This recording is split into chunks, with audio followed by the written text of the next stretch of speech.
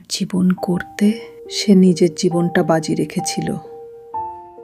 ছেলে যখন প্রথম নিঃশ্বাস নেয়, প্রকৃতিতে একজন বাবা জন্ম নেয় এবং বাবা তখন নিজের জন্য নিঃশ্বাস নিতে ভুলে যায়।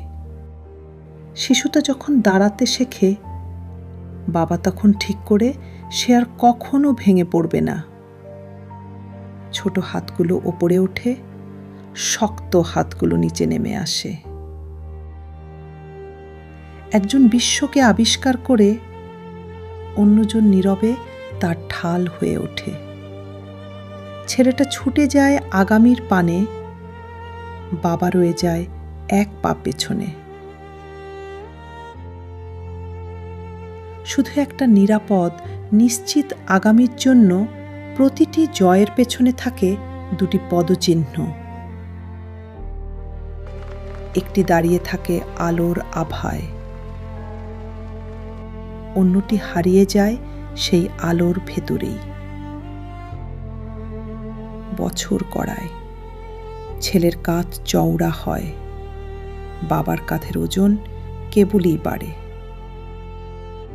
একজন ব্যস্ত ভবিষ্যৎ গড়তে অন্যজন তিলে তিলে খরচ করে চলে তার একমাত্র জীবন। যে মানুষটা এই উত্তরাধিকার পাবে তাকে গড়ে তুলতে। তারপর সময়ের চাকা ঘুরে যায়।